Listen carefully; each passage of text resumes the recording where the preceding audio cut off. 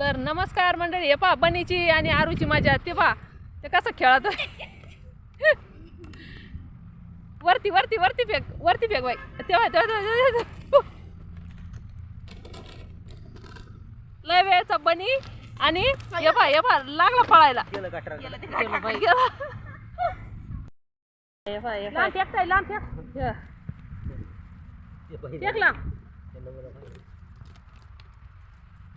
असा मस्त खेळतोय बनी. हे आमचं सायन्स मध्येच बसलेलं आहे. फेकला आणि भरपूर दिवसानंतर आराध्या आज खेळायला आली इकडं. आरूला ऊन लागत होतं त्याच्यामुळं आरू घराच्या बाहेर निघत नव्हती. ते पहा ते पहा ते कसं बसलंय तिथं. ते पहा ते पहा. हाय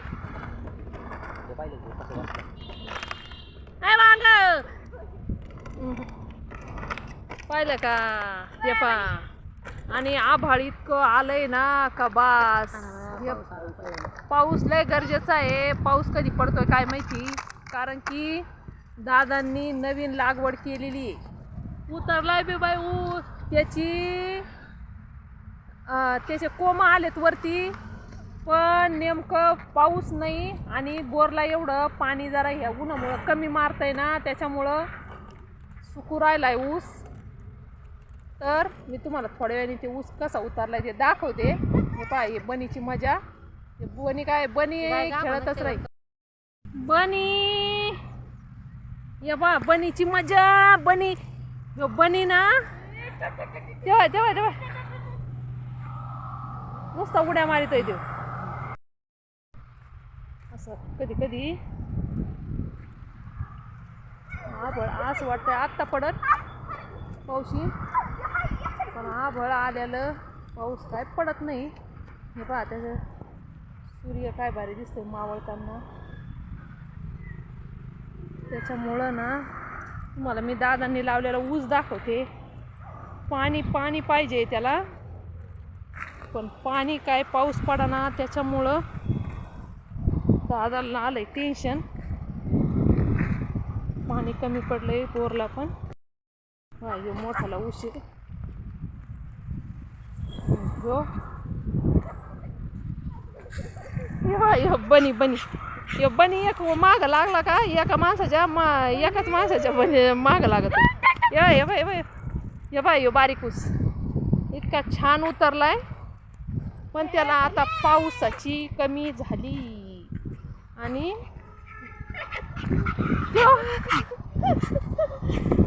हे बनी माग पळतो ना. हे काय भारी आलेत, मोड आलेत मस्त. पण आता या पावसामुळं आणि पाऊस पडला का बोरला पाणी वाढतं, पण अजून काय पाऊस पडलेला नाही. हे बा इथं टरबूजाचा वेल पण आलाय. खत टाकलेलं आहे दादांनी, त्याच्यामुळं त्या खतामध्ये टरबूजा आपण खाऊन टाकलेले जे असतात ना ते पडतंय. हे बा थोडेसे 4-5 सऱ्या लावलेले, म्हणजे इकडं आहे ऊस आज 7-8 गुंठे आणि इकडं लावलेला आहे रसवंतीला. पण इतका छान ऊस उतरलाय पावसाअभावी आणि पाण्याअभावी. जरा काही काही की पहा इतके छोटे छोटे कोंब निघू राहिलेत.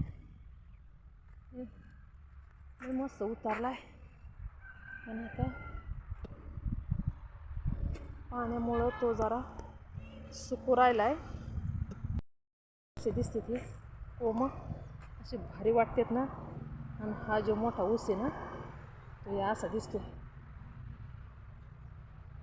आमच्या दादांची शेती करण्याची पद्धत इतकी भारी आहे ना, असं पीक इतकं भारी दिसतंय जसं त्या नजर लागण पिकाला. पहिले अद्रक काढायचे दादा अर्धा एकरामध्ये.